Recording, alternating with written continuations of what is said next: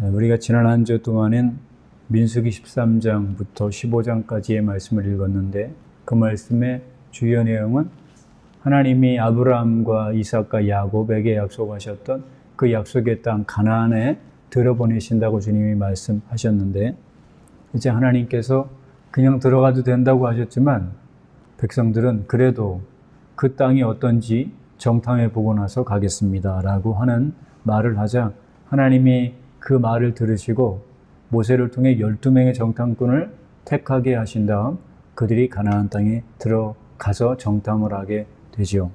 그랬을 때 우리가 알고 있는 대로 똑같은 땅을 보고 왔으나 10명의 사람들은 우리는 그들이 보기에는 메뚜기 같은 존재이기 때문에 우리는 결코 들어갈 수 없다고 말했지만 여호수아와 갈렙은 하나님의 약속의 말씀을 믿고 하나님이 우리와 함께 하시면 능히 들어갈 수 있습니다. 그들은 우리의 밥입니다라고 하는 믿음의 고백을 했죠. 그래서 2명의 사람들은 믿음으로 고백했기 때문에 하나님이 들어가게 했지만 10명의 불평불만하고 들어갈 수 없다라고 했던 10명의 사람들은 그 자리에서 죽고 20세 이상의 모든 백성들은 다 함께 원망하고 통곡하는 죄를 범함으로 20세 이상의 사람들은 한 명도 들어갈 수 없게 됐습니다. 그리고 20세 이하의 사람들만 들어가도록 하나님이 하셨다라고 하는 것이 민수기 13장과 14장의 내용이죠. 그래서 하나님 앞에 믿음으로 순종하지 않았기 때문에 아무도 가나안 땅에 들어갈 수 없었던 그 사건에 대해서 히브리서 기자를 통해서 하나님이 그것을 다시 말씀을 하시는 거예요. 그러면서 오늘 우리가 읽은 3장 15절에 너희가 그의 음성을 듣거든 경노하시게 하던 것 같이 너희 마음을 완고하게 하지 말라 이렇게 말을 하고 있습니다. 이 말씀은 여러분 성경에도 나와 있다시피 시편 95편에 있는 말씀을 인용을 한 거죠. 그의 음성을 듣거든 경노하시게 하던 것 같이 너희 마음을 완고하게 하지 말라. 완악한 마음을 품고 하나님 앞에 불순종하게 되면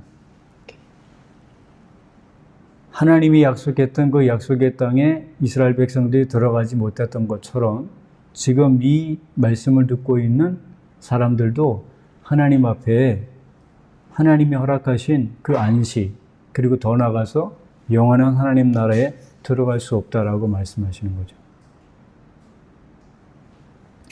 그러면서 16절에 뭐라 그러냐면 듣고 경노하시게 하던 자가 누구냐? 누구 때문에 경노했느냐? 하나님이 누구 때문에 노하셨느냐 하면 모세를 따라 애굽에서 나온 모든 사람이 아니냐.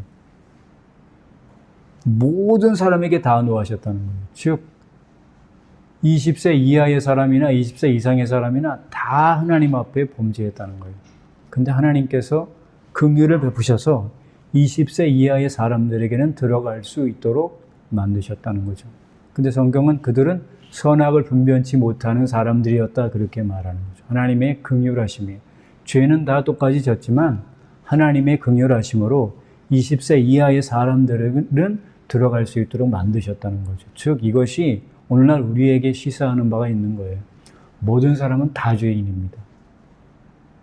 그런데 어떤 사람에게는 하나님이 구원받는 은혜를 주시고 어떤 사람에게는 구원받지 못하도록 하시느냐 하면 그게 하나님의 긍휼하심이라는 거예요. 긍휼하심.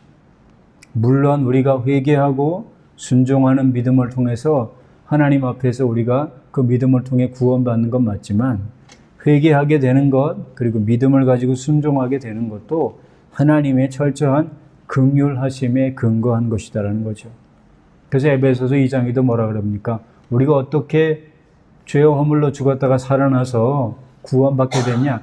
그 크신 긍휼로 인해 죽었다가 살아나서 하나님의 은혜로 구원을 받게 됐다라는 거죠. 그렇기 때문에 그 누구도 회개했다는 걸 자랑할 수 없고 내가 믿음을 가져서 하나님 나라에 들어갈 수 있는 사람이 됐다는 걸 그 누구도 자랑할 수 없다는 거예요. 믿음 자체가 인간으로부터 나온 것이 아니라 하나님이 우리에게 주신 선물이었다라고 말씀하는 거죠. 그러면서 17절에 40년 동안 누구에게 노하셨느냐? 그들의 시체가 광야에 엎드려진 범죄한 자들에게 아니냐? 하나님이 40년 동안 이스라엘 백성들에게 계속 분노하셨다는 겁니다. 이것은 회개하지 않는, 옛사람이 죽지 않는 모든 사람들에게 하나님이 이렇게 하신다는 거예요. 하나님은요, 회개한 사람들에게는 긍휼과 은혜를 베푸시고 그분의 사랑이 풍성하지만 회개하지 않은 사람들에게는 요한복음 3장의 말씀처럼 하나님의 진노가 그 위에 머물러 있다라고 말하는 거예요. 그래서 우리가 하나님의 은혜와 긍휼하심 가운데 살 것이냐, 아니면 하나님의 진노 가운데 살 것이냐라고 하는 건 우리가 회개하고 예수님을 믿고 그리고 그분이 인도하시는 대로 순종하는 삶을 살아가면 하나님의 은혜가 우리 위에 늘 임해 있지만 주님의 말씀에 순종하지 않는 그런 삶을 살아가면 하나님의 진노가 그 위에 있을 수밖에 없다는 것이죠. 그러면서 18절에 하나님이 누구에게 맹세하사 그의 안식에 들어오지 못하리라 하셨느냐? 순종하지 아니하던 자들에게가 아니냐? 순종하지 아니했던 모든 사람들에게 하나님이 진노하셨다는 겁니다. 그리고 그 순종하지 않았다라고 하는 것은 무슨 얘기냐면 19절에 믿지 않는 것과 똑같은 거죠. 그러니까 순종한다라고 하는 것과 믿는 건 똑같다는 거예요. 그러니까 믿음이 있다면 순종하게 되어 있다는 거죠. 그러니까 나는 믿음이 있는데 순종을 못하겠어요 라고 하는 건 온전한 말이 아니라는 겁니다. 이집트를 나온 이스라엘 백성들이 가나안 땅에 들어가지 못하게 된 이유가 바로 그들의 불신앙 때문이었다는 겁니다. 민수기 13장 31절에 보면 우리는 능히 올라가서 그 백성을 치지 못하리라. 그들은 우리보다 강하다. 하나님이 아무리 약속을 하셨어도 우리는 올라갈 수 없다. 우리는 그 가나안 족속을 이길 수가 없다. 라고 말한 이 사람들의 말이 바로 불신앙이라는 겁니다. 하나님의 약속의 말씀을 믿는 게 아니라 눈에 보이는 현상을 보고 판단하는 거예요. 물론 그들이 눈으로 보고 판단했던 건 정확한 판단일 수 있습니다. 가나안 땅에 있었던 그 사람들이 거대한 사람들이고 그들이 무기가 좋은 것을 가지고 있었기 때문에 이집트에서 430년 동안 종살이했던 이들, 군사훈련도 제대로 받지 못했던 이들이 그들과 전쟁에서 싸워서 이긴다는 건 불가능하다. 그거는 인간적으로 볼 땐 정확하게 맞는 정보입니다. 그러나 하나님의 약속의 말씀을 믿지 않고 본인들의 현상만을 보고 판단했던 그것은 불신앙이라는 거죠. 우리 신앙생활은 내가 가지고 있는 뭘 가지고 판단하는 게 아니에요. 하나님의 약속의 말씀을 가지고 살아가는 것이죠. 하나님이 내가 그렇게 해줄게 라고 말씀하셨으면 하나님이 그렇게 하시는 거예요. 근데 이들은 그렇게 믿지 못했다는 거죠. 근데 우리는 올라가서 그 백성을 치지 못한다. 그러니까 우리는 못 올라간다. 라고 말했던 이것은 불신앙이고 이 불신앙이라는 건 뭐냐면 하나님을 멸시하는 겁니다. 그래서 민수기 14장 11절에 이 백성이 어느 때까지 나를 멸시하겠느냐? 내가 그들 중에 많은 이적을 행하였으나 어느 때까지 나를 믿지 않겠느냐? 즉 하나님이 약속하신 그 말씀을 믿지 않는 게 그게 하나님을 멸시하는 거예요. 그러니까 우리는 보통 그러죠. 나는 믿음이 없어 라고 말하는데 믿음이 없어 라고 말하는 게 곧 하나님을 멸시하는 거예요. 그래서 하나님을 우리가 어떻게 기쁘시게 할 수 있느냐? 믿음으로만 하나님을 기쁘시게 할 수 있어요. 내가 가지고 있는 나의 능력이나 나의 어떤 됨됨이를 보고 내가 구원받을 수 있다 없다를 평가하는 게 아니라 하나님의 약속의 말씀을 믿는 거라니까요.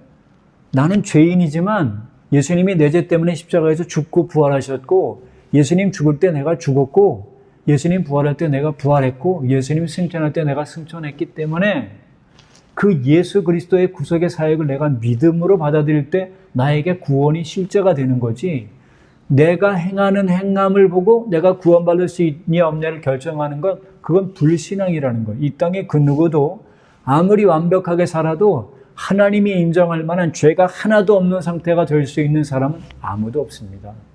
그래서 오로지 구원은 믿음으로 받는 거예요. 은혜로 받는 거라고요. 이 사람들의 이런 불신앙은 무엇으로 나타나느냐? 하나님이 주시기로 약속한 젖과 꿀이 흐르는 그 아름다운 땅을 악평하고 원망하는 것으로 그들의 불신앙이 나타나요. 그러니까 내가 믿음이 있냐 없냐를 뭘 보고 판단할 수 있느냐 하면, 원망 불평하고 있다면 그건 믿음이 없는 거예요. 그래서 민수기 14장 37절에 그 땅에 대하여 악평한 자들은 여호와 앞에서 재앙으로 죽었다 그래요. 하나님께서 우리에게 허락하시는 환경은 우리가 보기에 좋든 나쁘든 상관없이 그것은 하나님 앞에 믿음으로 받아들여야 될 것입니다. 그래서 성경은 네가 감사할 수 있는 조건 속에서 감사하라 말씀하지 않고 범사에 감사하라고 말씀하잖아요. 원망불평하는 것은 불신앙입니다. 그것은 하나님을 멸시하는 것이고 하나님을 결코 기쁘시게 할 수 있는 일이 아닌 거죠. 불신앙은 원망과 불평으로 나타나게 되고 하나님의 말씀에 불순종하는 것으로 나타난다는 거죠. 그러니까 믿음이라는 것과 순종은 같은 것이고 불순종이라는 것과 원망 불평도 같은 거예요. 그러니까 내가 원망 불평하고 있다면 그건 불순종하는 것이고, 내가 하나님 앞에 감사하고 있다면 그건 믿음을 가지고 살아가는 사람이라는 겁니다. 이렇게 원망 불평했던 사람들은 한 명도 가나안 땅에 들어가지 못했죠. 그래서 이 사건에 대해서 고린도 교회에 서신을 보내는 사도 바울은 고린도전서 10장 5절을 통해서 이렇게 말씀합니다. 그들의 다수를 하나님이 기뻐하지 아니하셨으므로 그들이 광야에서 멸망을 받았다. 하나님이 기뻐하지 않았기 때문에 멸망했다. 그러니까 원망이라는 건 불신앙이고, 그 불신앙이라고 하는 것은 곧 하나님을 기쁘시게 할 수 없다는 거죠. 그래서 우리가 우리의 행위로는 하나님을 기쁘시게 할 수 없습니다. 무엇으로 우리가 하나님을 기쁘시게 하느냐? 히브리서 11장 6절에 있는 말씀처럼 믿음이 없이는 하나님을 기쁘시게 못하나니 하나님께 나아가는 자는 반드시 그가 계신 것과 그가 또한 자기를 찾는 자들에게 상 주시는 이심을 믿어야 할지니라. 오로지 믿음으로만 하나님을 기쁘시게 할 수 있어요. 하나님을 믿고 그분이 보내주신 예수 그리스도를 믿는 그 믿음을 통해서만 하나님을 기쁘시게 할 수 있다는 거죠.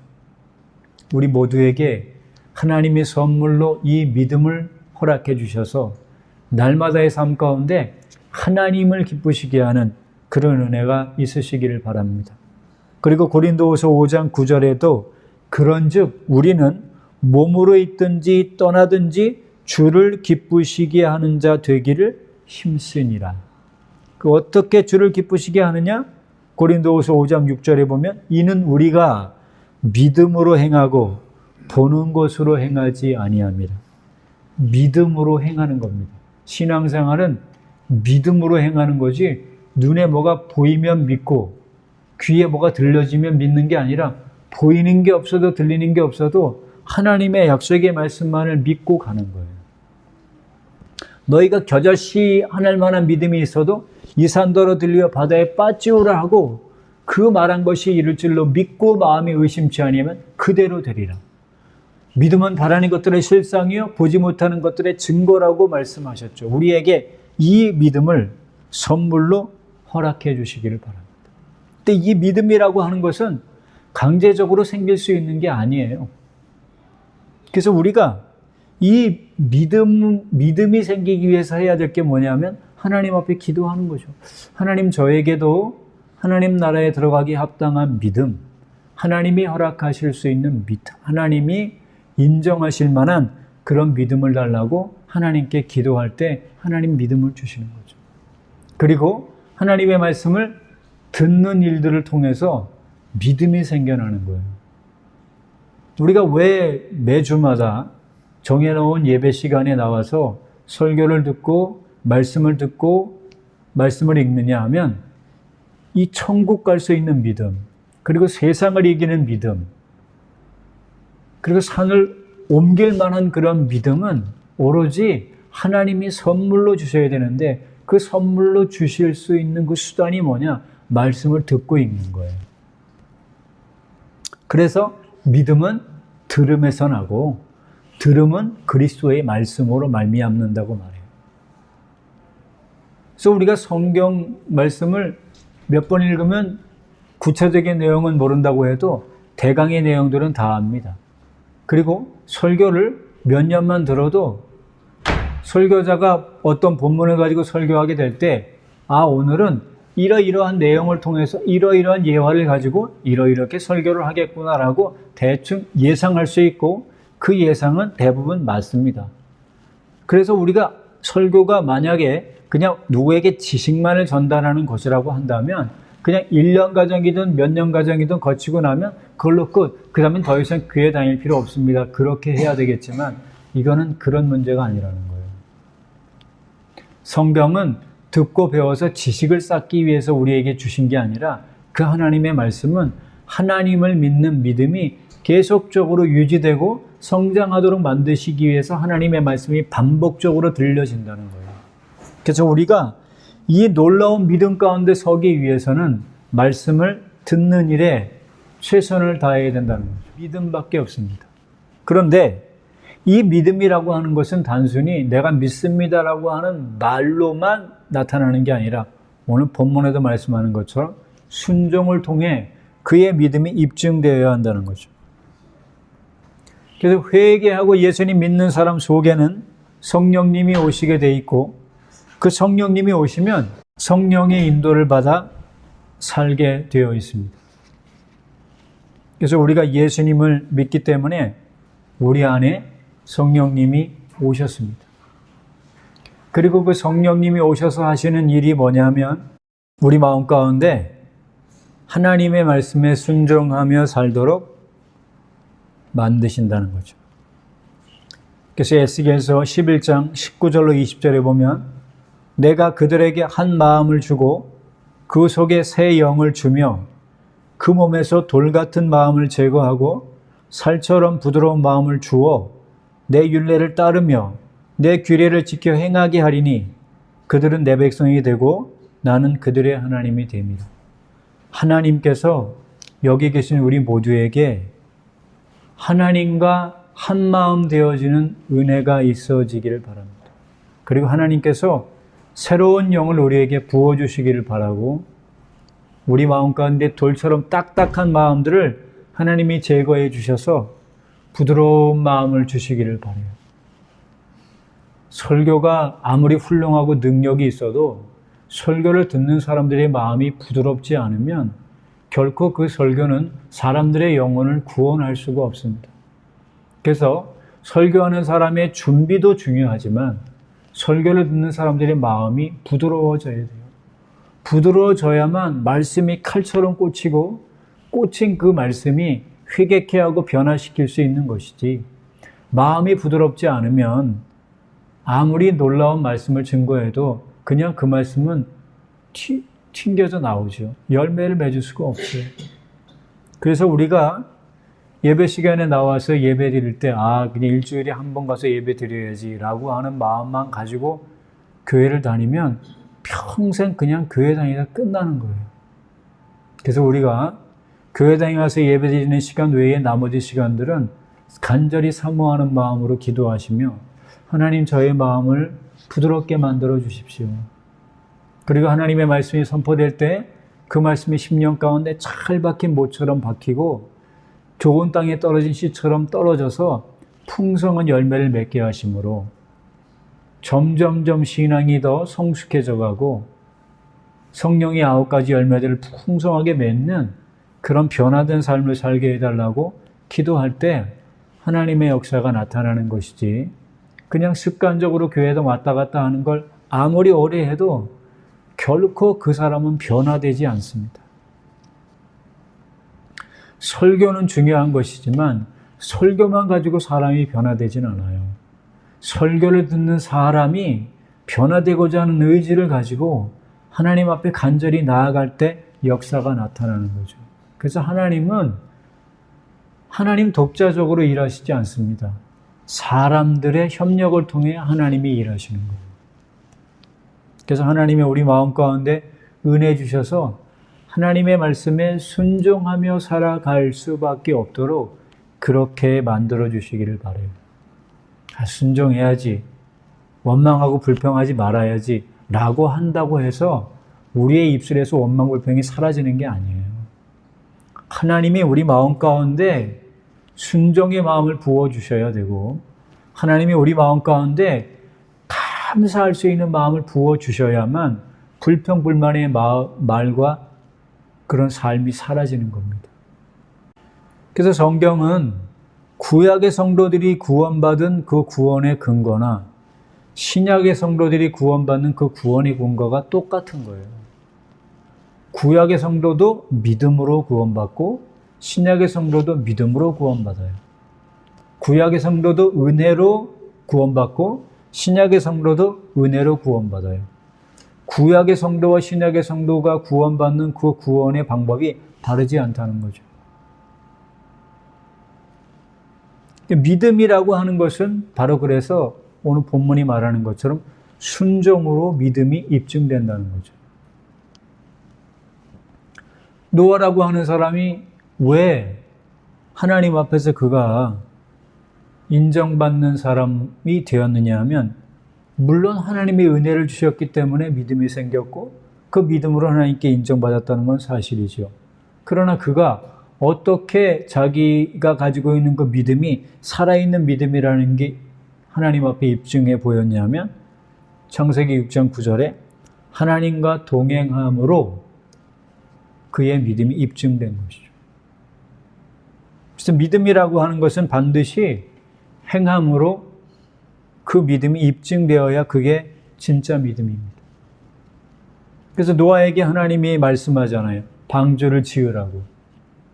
그리고 하나님이 이끌어 주시는 그 동물들을 다 배 안으로 들이라고. 그렇게 말씀하실 때 노아는 자기 생각, 자기 뜻을 얘기하는 게 아니라 하나님의 말씀에 철저하게 순종합니다. 그래서 창세기 6장 22절에 이렇게 말하죠. 노아가 그와 같이 하나님이 자기에게 명하신 대로 다 준행하였더라. 방주를 짓는 일, 동물을 방주 안에 들이는 일, 그리고 모든 양식을 예비하는 그 모든 것들을 하나님의 말씀에 철저하게 순종을 했다는 거죠. 그래서 노아의 믿음은 순종을 통해서 입증되었다는 거예요. 그래서 히브리서 11장 7절에도 믿음으로 노아는 아직 보이지 않는 일에 경고하심을 받아 하나님을 경외함으로 방주를 준비하여 그 집을 구원하였다. 믿음으로 하나님 앞에 살았다는 거죠. 베드로전서 3장 20절에 보면 그들은 전에 노아의 날 방주를 준비하던 동안 오랫동안 참고 기다리실 때 복종하지 아니하던 자들이라. 물로 말미암아 구원을 얻은 자가 몇 명뿐이니 겨우 8명이라. 즉 노아가 어떻게 구원받았냐면 믿음으로 구원받았는데 그 믿음은 하나님 앞에 순종하는 것으로 입증되었다. 근데 노아 시대 때 멸망받은 사람들은 왜 멸망받았냐? 믿지 않았기 때문인데 그 믿지 않았다는 건 뭘로 드러나느냐면 불순종으로 드러났다는 거예요. 방주를 지어놓고 방주에 들어오기만 하면 산다라고 그렇게 노아가 오랜 세월 동안 전파했지만 그 말을 들은 사람들은 아무도 없었다는 거죠. 그러니 그들이 불순종했기 때문에 멸망한 거예요. 즉 믿음과 순종은 같이 가는 겁니다. 내가 믿음이 있다면 반드시 믿음은 순종으로 드러나게 되어 있어요.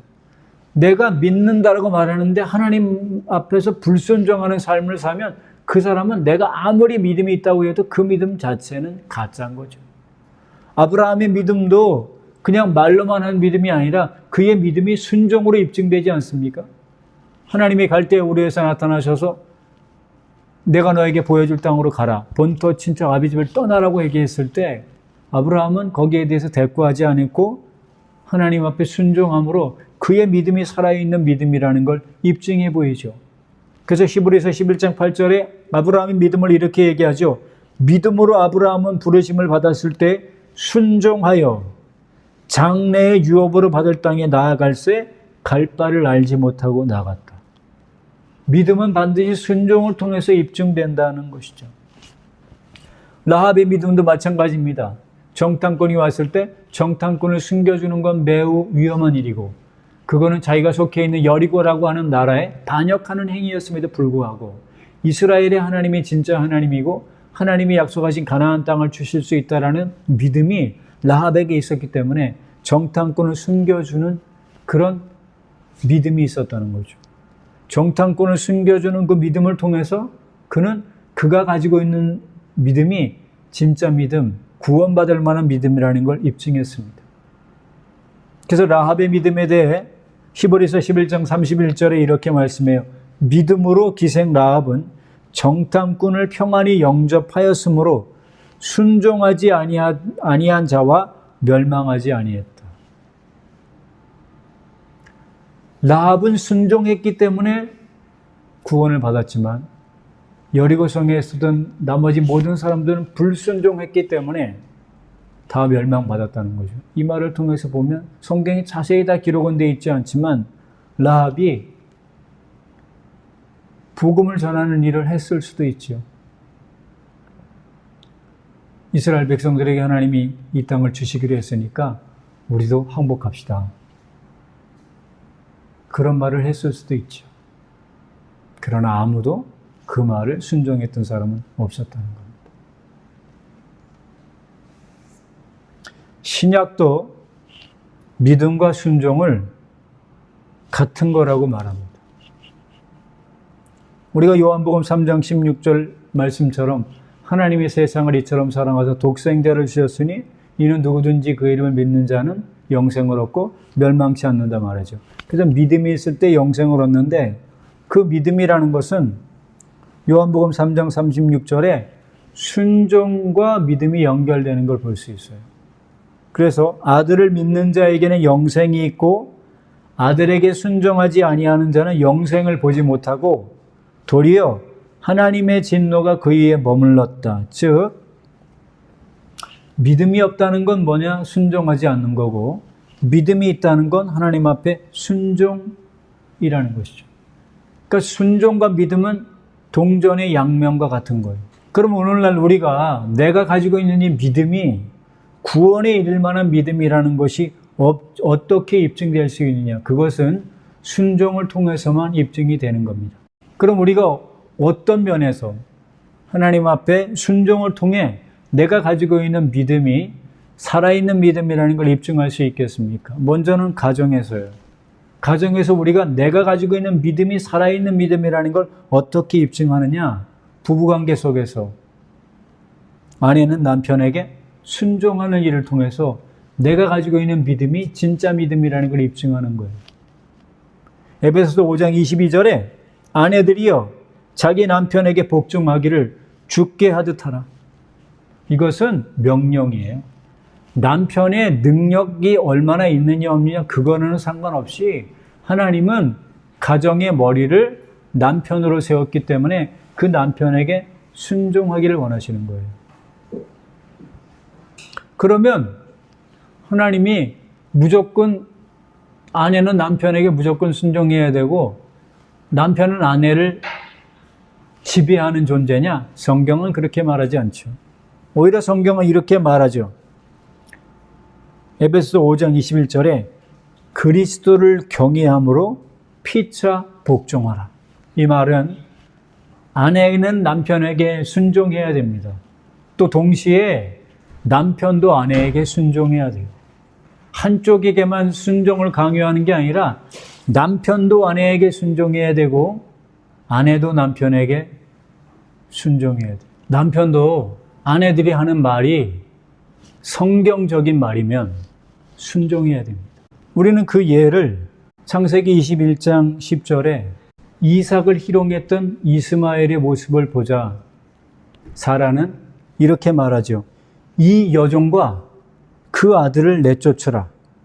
이 종의 아들은 내 아들 이삭과 함께 기업을 얻지 못하리라. 그렇게 자기 남편 아브라함에게 말을 해요.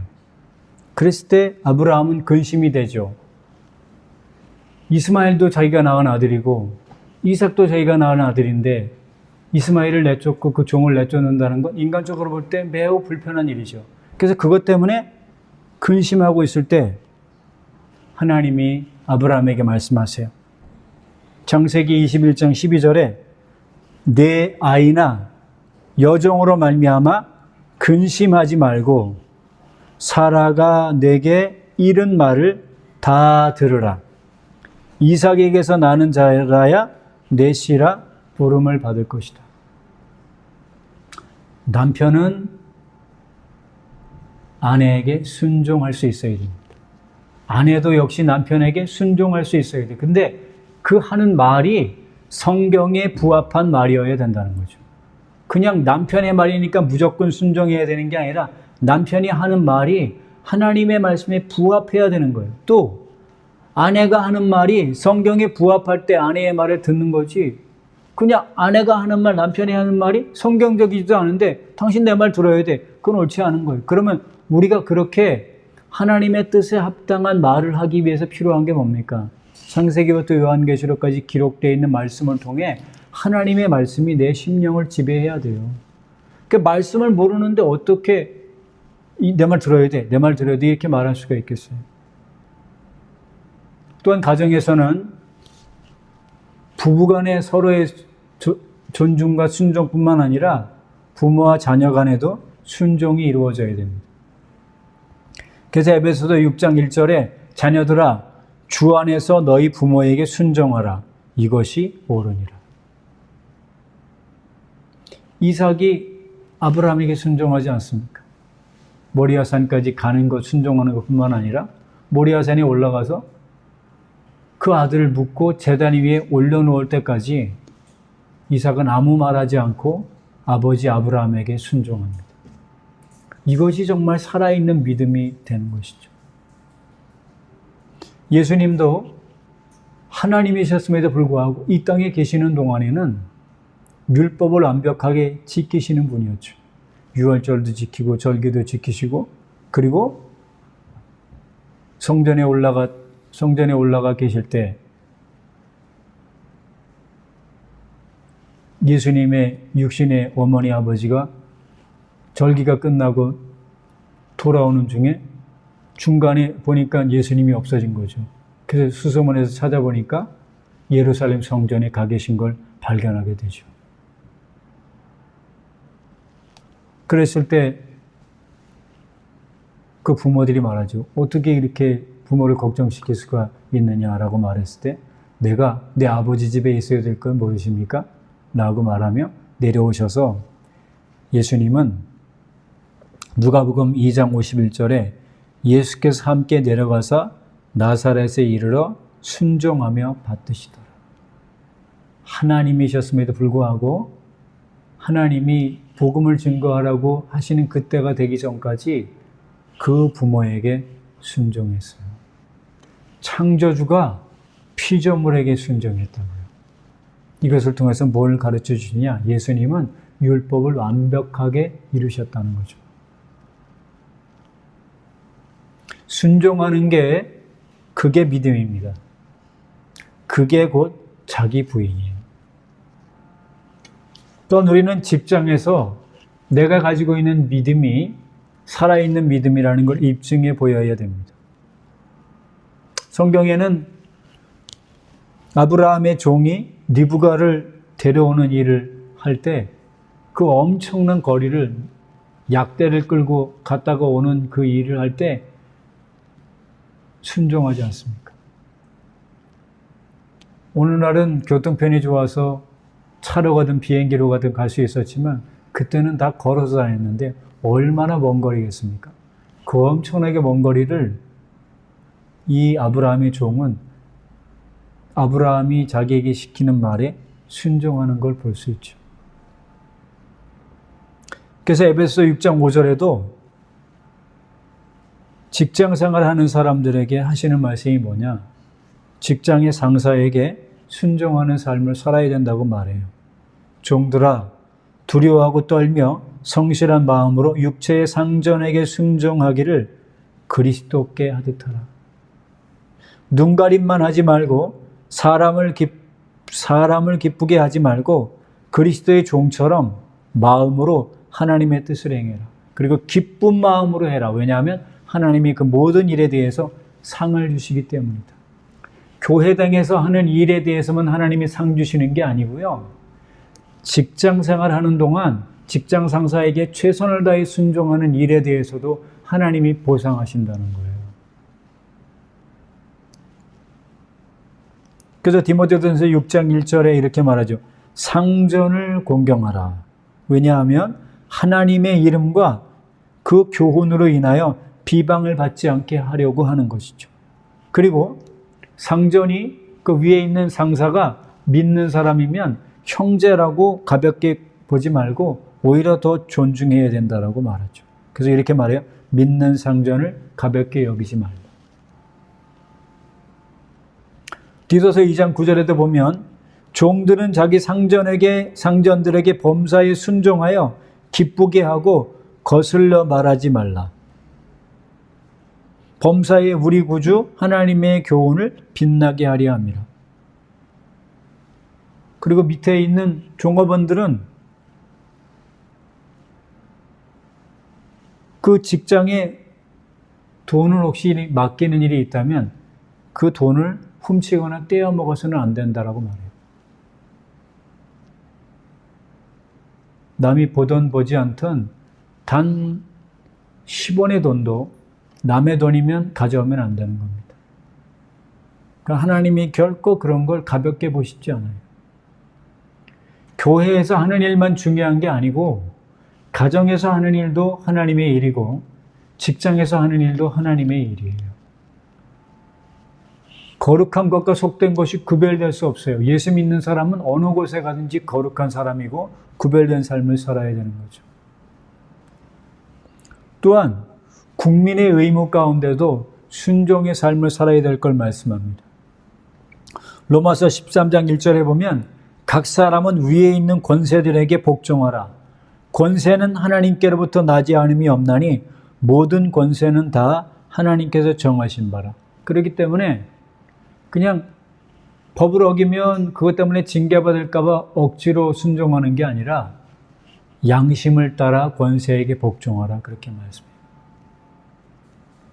그래서 베드로전서 2장 13절로 14절에 인간의 모든 제도를 주를 위하여 순종하되 혹은 위에 있는 왕이나 혹은 그가 악행하는 자를 징벌하고 선행하는 자를 포상하기 위하여 보낸 총독에게 하라.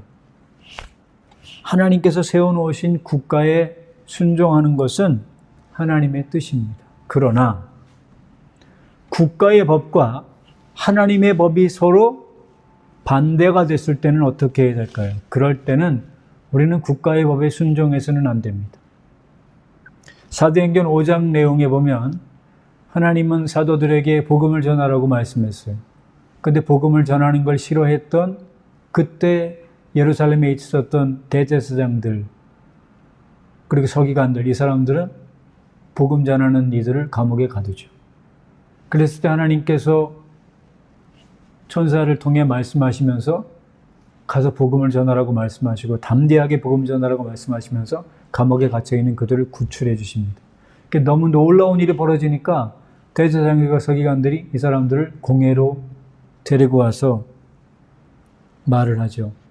더 이상 너희가 이제 복음을 전하지 말아라. 이런 일을 하지 말아라. 그렇게 명령을 내렸을 때 베드로와 사도들이 이렇게 대답합니다. 사도행전 5장 29절에 사람보다 하나님께 순종하는 것이 마땅하다. 그렇게 말해요. 우리는 국가라고 하는 곳에 살고 있습니다. 그래서 국가가 명령하는 것에 순종하는 것은 당연히 그리스도인이 해야 될 일입니다. 그러나 국가가 명령하는 명령 가운데 하나님의 법에 반대가 되는 것을 만약 명령한다면 우리는 그 명령을 순종할 수 없어요. 예수님을 믿으면 안 됩니다. 복음을 전해서는 안 됩니다. 예배드리면 안 됩니다. 라고 하는 명령을 만약 국가가 일방적으로 내린다면 그런 명령은 절대로 순종할 수 없는 것이죠. 하나님이 기뻐하지 않기 때문에. 죽음이 오더라도 우리는 예수님 믿는 믿음을 포기할 수 없습니다. 죽음이 오더라도 우리는 복음 전하는 걸 포기할 수 없습니다. 왜? 그건 하나님의 명령이기 때문에. 그러나 우리에게 필요한 것도 있죠. 뱀처럼 지혜롭게, 비둘기처럼 순결하게 이 땅에서 사는 동안 하나님 보시기에 지혜롭게 복음을 위해서 살아야 되는 겁니다. 성경 읽는 게 매우 중요한 일이긴 하지만 직장에 가서 자기 업무는 제대로 하지 않고 성경 읽고 있다면 지혜롭지 못한 것이죠. 기도하는 게 중요한 일이긴 하지만 자기 업무는 태만히 하고 기도만 하고 있다면 그것도 지혜로운 게 아닌 것이죠. 지혜롭게 해야 됩니다. 지혜롭게. 직장에서든 가정에서든 교회에서든 지혜롭게 할 수 있도록. 그래서 우리에게 하나님 뱀처럼 지혜로울 수 있는 은혜를 주십시오. 그리고 동시에 비둘기처럼 순결하게 이 땅에서 살 수 있게 해달라고 기도해야 됩니다. 또한 교회 공동체에서도 하나님 앞에 순종하는 것이 필요합니다. 우리는 먼저 하나님 앞에 순종해야 됩니다. 그리고 하나님께서 세워놓으신 질서대로 순종해야 되는 것이죠. 그래서 데살로니가전서 5장 12절로 13절에 형제들아 우리가 너희에게 구하노니 너희 가운데서 수고하고 주 안에서 너희를 다스리며 권하는 자들을 너희가 알고 그들의 역사로 말미암아 사랑 안에서 가장 귀히 여기며 너희끼리 화목하라. 어떤 공동체든 모든 사람이 다 이끌어가는 지도자가 될 수는 없습니다. 누가 됐든 그 공동체를 이끌어가는 지도자는 반드시 필요하죠. 그 공동체가 제대로 운영되기 위해서는 지도자가 구성원들보다 어떤 면에서 부족할 수 있죠. 연약한 모습이 있을 수 있죠. 그럼에도 불구하고 공동체 전체를 위해서 공동체는 공동체를 이끌어가는 지도자에게 순종하는 것이 마땅한 겁니다. 히브리서 13장 17절에 그래서 이렇게 말씀하죠. 너희를 인도하는 자들에게 순종하고 복종하라. 그들은 너희 영혼을 위하여 경성하기를 자신들이 청산할 자인 것 같이 하느니라. 그들로 하여금 즐거움으로 이것을 하게 하고 근심으로 하게 하지 말라. 그렇지 않으면 너희에게 유익이 없느니라. 그래서 교회 공동체에서도 교회 공동체를 이끌어가는 지도자의 하는 말이 성경에 근거한 말이고 하나님께서 원하시는 말이라고 한다면 우리는 그 말에 순종할 수 있어야 됩니다. 그래야 교회 공동체가 하나님 앞에 온전하게 서서 하나님이 기뻐하는 일을 감당할 수 있다는 거죠. 순종하는 것 자체가 그것이 십자가를 지는 거고 자기를 부인하는 겁니다. 보십시오. 왜 순종하는 것이 자기를 부인하는 거냐면 내가 하고 싶은 거를 하라고 하면 순종 누구나 할 수 있겠죠. 그리고 내가 할 수 있는 걸 말하면 순종할 수 있겠죠. 이건 자기 부인이 아니에요. 왜? 내가 하고 싶었던 거였는데 하라고 하니까 할 수 있죠. 그리고 내가 할 수 있는 걸 하라고 얘기하니까 그건 충분히 할 수 있죠. 근데 순종이 뭐냐? 내가 하고 싶지 않은 걸 하라고 했을 때 하는 게 순종이라고요. 그리고 내가 할 수 없는 걸 하라고 했을 때 그게 진짜 순종이라는 거예요. 그게 자기를 부인하는 겁니다.